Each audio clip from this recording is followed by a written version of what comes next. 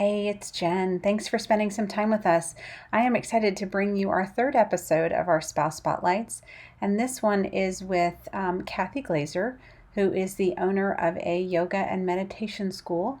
And Kathy's going to talk to us a little bit about her path, not just about yoga, but about her path as a business owner and some words of wisdom about kind of getting started in building something out of a passion that you have.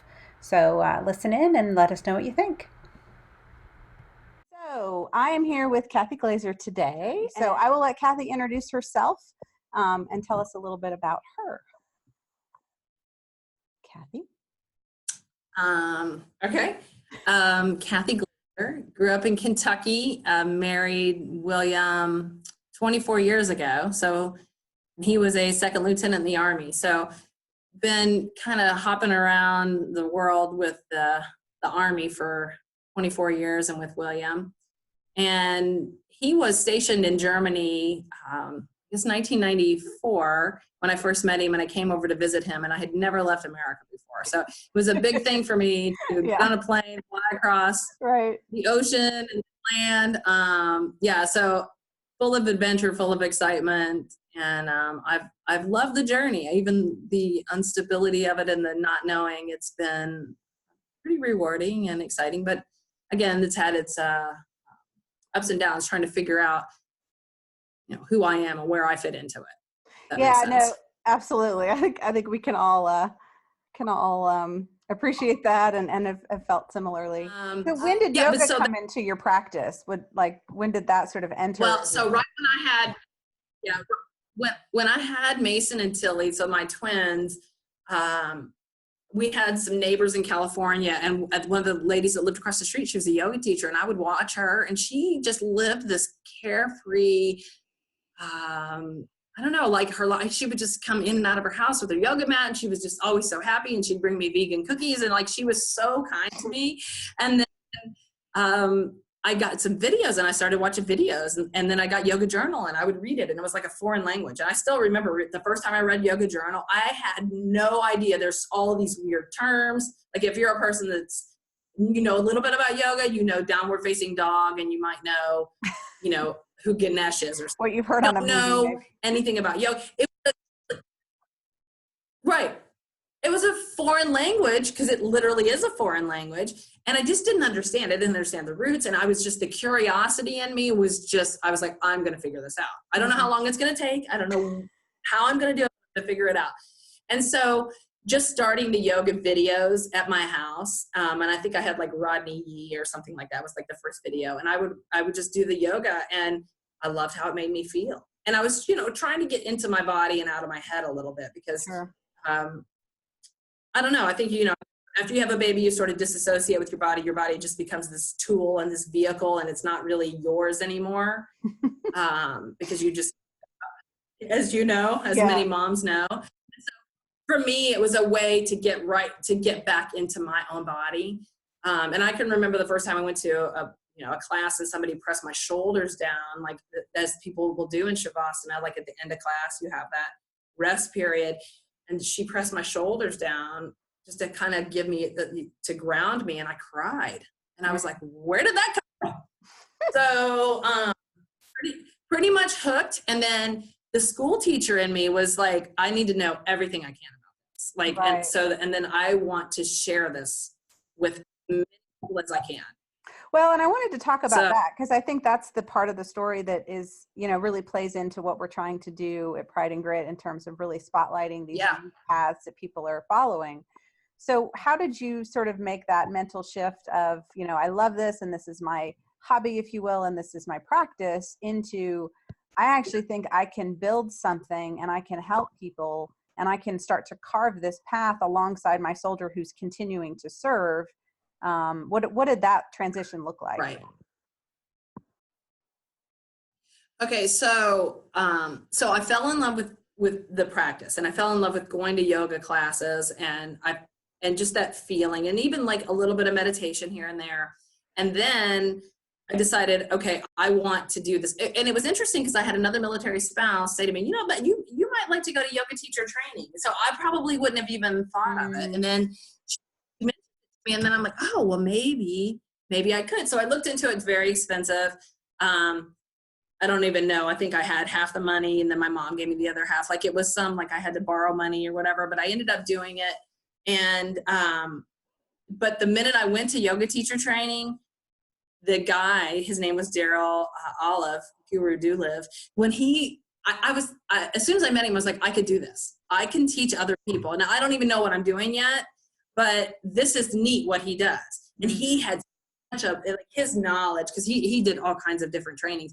And so I, soaked up and absorbed as much as I could of that. Now, what I loved about it is I knew from the day that I started the yoga teacher training for my 200 hours that I wanted to train teachers. Like someday I want to, but it was something that I couldn't do in a hurry. Right. Yeah, which is hard. Patience is anything hard. else, right. Right. Like you decide you want to learn how to cook, you can get pretty proficient at it in a pretty short amount of time. You can watch cooking shows, books, lots of time in the kitchen and practice, but yoga is not that way. And I knew this is one of those things that, that it's going to take time. Well, partially because yoga, we have a governing body and it's Yoga Alliance is the name of it. And to be a registered yoga teacher is sort of gives you, I don't want to say the street cred, but it gives you the credibility to train other teachers or just to be a yoga teacher actually. And then from that, you could become a yoga trainer. Right. So you had to have over 1,000 hours of teaching before you could even apply to be a yoga school.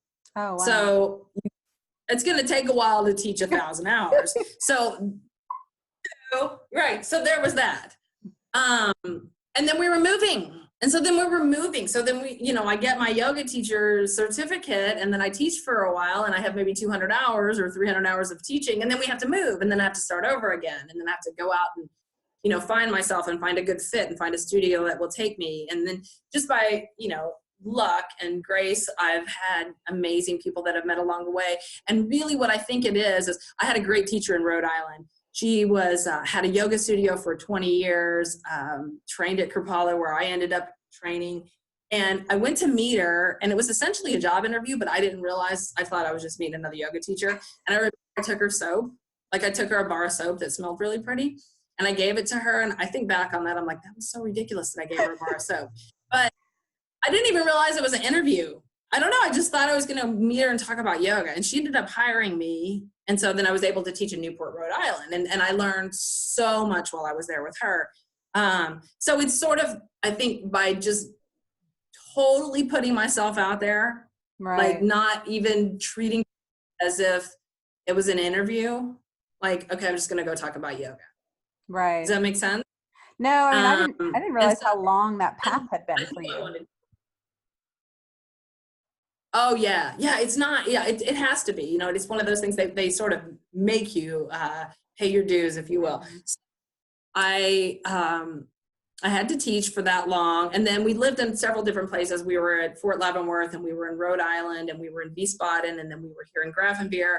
And then we went back to the States and we were back at Fort Leavenworth and I had enough hours and I was at a yoga studio where I had been teaching years previous. And the owner was another military spouse and she was amazing. Her name was Joy Chalmers. And some people probably know.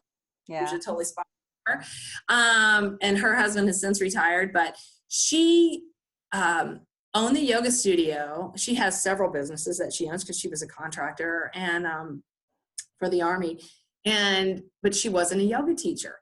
So she owned the studio and it was like a little bit of karma, like close. And so she bought it just to keep the doors open to provide this service to the community. I went to her and I asked her, hey, what do you think about me running a yoga teacher training through the studio? And so she just gave me the opportunity to do it. And so I applied to Yoga Alliance and sent a syllabus in. And that was a long process too, to become a registered yoga school.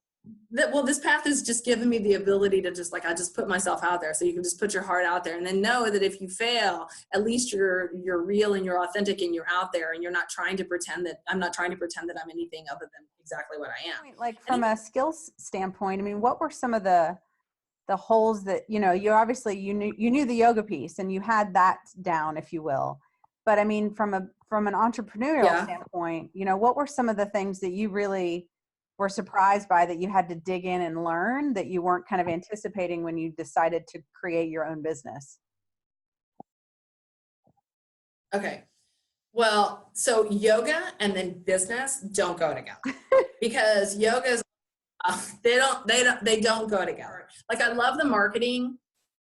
I love putting things together, and I love to try to inspire and to light a fire under people to just, it's all about elevating yourself and to, to ride the flow of your own life, and with as much grace and dignity as we can. And then we'll have to just say, how can I do this? How can I run this with, and be as aligned with sort of my, keeping my moral compass of like, what matters, what's important, what do I know is right, what really matters. We have a phrase in the yoga world we use as Om Tat Sat, what is real and what is true. And there's a lot of times I can make up things in my head about, people's stories or situations. And if I don't ask, I don't know. And so, so have you found kind of mentors along the way, or do you just sort of figure out what your gaps are and you have kind of filled them on your own through your own research, or have you had someone who's been able to help you kind of build your knowledge base? Yeah, I've had a little bit of both.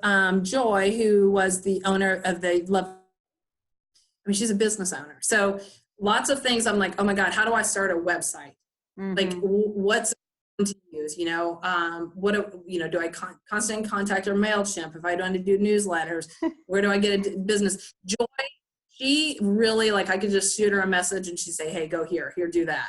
If you want to get a checking account, you need to open up an account, here's how you do all that stuff. So she was certainly a mentor in terms of business. And she was always able to kind of keep her cool, which I would love. I would see little threads of things where somebody would be irritated about something that happened at the yoga studio. And then she could always respond with this, oh, so sorry you feel that way. We'll give you a free pass. She was totally relaxed about it, but yet she still maintained this, but she was still a little bit soft, like she wasn't harsh. And I think it would be really easy, but that's not a business that, yoga is not the business to be harsh in. Sure. But one thing that we're trying to do is to allow people to open and soften to their own being. So I really learned a lot from her. I had the teacher I had in Rhode Island. She was amazing. I learned about Kripalu, which is the Center for Yoga and Health in Stockbridge, Massachusetts, where it's the largest education center in North America. And I spent a lot of time there. And so I learned about that place from her. And I also learned about really living my yoga off the mat. And so that was the big difference too. So you go from going to class once or twice a week to becoming yoga all the time. So there's no separation. Like I might roll out my mat, I might roll around and stretch on it and do all kinds of things. But at the same time, that's not going to be a whole lot different than when I'm in the kitchen and I'm cutting vegetables, because it almost, I like to say it sort of infects you. Mm-hmm. I mean, after I get out of the shower, myself off, I'm like, oh, look at this, my hand is pronated and now it's supinated, and now, oh, here we go, let's, like I'm going to retract my shoulders down my back. So I'm always feeling kind of that connection, mind, body. Right. And then even every time you pause and you listen to your breath, your spirit. So there's always that connection. So I guess that's it.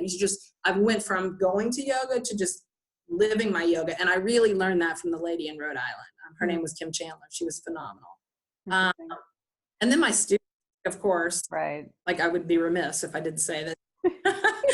They'll certainly, especially in teacher training, like you have students on the mat and you learn from them in regular classes.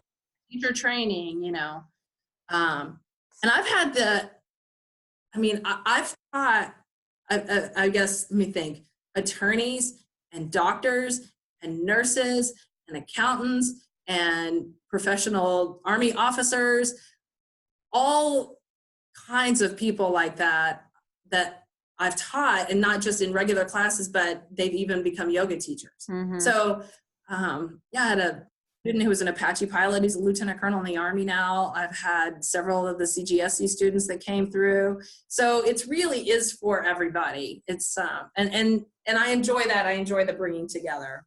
Right. Well, and how do you feel the kind of the military spouse piece? So how do you feel like that? I don't know, sort of what are the skill sets that you were able to bring forward that you had cultivated as a military spouse that played into what is now your success in this new venture, new-ish? It's been a little while. Yeah. Well, of course, adaptability, right? Like you've got to be able to just pick up and move and then, okay. So really yoga has helped me more, even like kind of the Buddhist philosophy of just impermanence of it all. And to be okay with that, because in the military, yoga has helped me with the military in that, because we get situated somewhere and then we're thinking about where we were before that was better than where we are. That's the best two Army units, you're the ones you came from, the one you're going to, right? Yeah. So, but that's just not I was missing my life by always having one foot out the door, So for me, that's really helped to inform just my day-to-day life, and, kind of being more with being present and knowing that this is all impermanent. And when you graduate a class, and then, so I've graduated 3 classes of yoga teachers. So I've made, over 30 teachers, and it's super special because, at the end of it all, I'm kind of sad and you want to hold on to it. And a lot of the students don't want to let go of it. Sure. But the military to me is like, all right, see you later. Like, I don't know how, because that doesn't mean I don't love you. Right. I'm super proud of you. Right. But I'm okay to go on to the adventure. Yeah. Right. So it's a really, only got that from being a military spouse. It's a really interesting thing. I think I hadn't thought of it that way, that sort of, I think so many of us struggle with the, 1 foot out the door. I feel like I'm already planning on my PCS and it's 7 months away, and so mentally I'm not necessarily always here and as present, because I'm already thinking forward to, what's coming and what I'm going to need to do for that task. So I guess that's just an interesting, I hadn't thought about it. Right. Maybe I need more yoga in my life. Yeah. Always. We all need more yoga. I know, it fixes right? everything. It fixes everything. Yeah. Well, let me get back for a second to kind of the entrepreneurial piece, because I think that's the part that, I really wanted to focus on. Yeah. So if you were, if someone is, no matter what their thing is that they're considering, what would be the advice that you would give someone who is considering really diving in to carve out, this path of their own, of something that is their own? If you can set an intention and just be, like, this is what I want, and you can be very clear about exactly what you want. So, and that doesn't have to be like, I want to be successful and make, tons of money and be, financially free, or like, I want to be able to live my life this way. I want to evoke this feeling. Like, because I think that's where you actually find the longevity, if that makes sense. Mm-hmm. So I'm going to go take this job. What do I want from this job? Like, what I want to feel secure. Why do I want to feel secure? I want to feel secure so that I can, rest easy and be more present in my life. And I'll have the freedom to do that if I can, be very clear on my intentions and I can align myself. I don't know. I think also when you don't hold back, like for me, I just have to put myself all the way out there. Right. I can't just my foot out there. I have to put all of me out there and then know that if I get knocked down, like, what's the worst thing that's going to happen? Right. So I don't know. I often use my teacher, my manual that I had to, so I decided I was going to do teacher training. I didn't have a manual. So I had to hurry up and make a manual. And so I think the first class, that manual was like a rough draft. For most people, it would have been a rough draft. But I was like, it's fine. I'm printing 11 of them and I'm going with it. And so there were typos in it. There was some of it that was just kind of a mess. And I can remember feeling like, especially as we're in the manual and we're going over poses, I can remember feeling like my heart was in the middle of the room for people to kick. Right. Like, because, ego is certainly involved. And I was just like, oh my God, I can't believe I did that. And then there's the shame and the guilt that go with, like, why didn't I take the time? These people paid me money. And then at the end of the day, I'm like, my intention is really pure. And it's clear that here, this is this, whatever it is. And I'm giving you all of me. And like, those are little details. And if you get caught up in some of the little details, you're never actually going to do anything. This was in 5th grade. I didn't ever do any work because I was so worried about organizing my pencil box. Yeah. My desk, dress right dress. Right. My desk was perfect. and my pencil box was organized and my erasers and my crayons, everything was perfect, but I could never get to the work. So the thing is just to do it. Right. I mean, you and I this video, I'm like, let's just do it. Right. Like, who knows if it's going to be perfect. Right. And so maybe it's a rough draft and maybe you have to go back and tweak it. And then that's okay too, but at least you got started. Right. Because I think that we just get these military spouses. And here's another thing. There's never going to be a good time, ever. So if you want to do it, right? Right. There's never a good time. It's not ever convenient for your spouse and because, well, first of all, our whole life is really not convenient. I mean, we move every 2 to 3 years. You know, I mean, there's nothing convenient about it, you know? So I think putting yourself out there, so be very clear with your intention, decide what you love, and see if you can follow that. See if you can, I mean, it's like if you want to be a graphic designer and you absolutely love it, then see, you know, and if you can't get a job with a company, right, see what you start small, but just put yourself out there, and you might be really surprised at what would happen. Thanks so much for joining in today. My interview with Kathy was cut a little bit short due to technical issues, but we want to certainly thank her for spending some time with us, and thank you for doing the same. We'll catch you next time.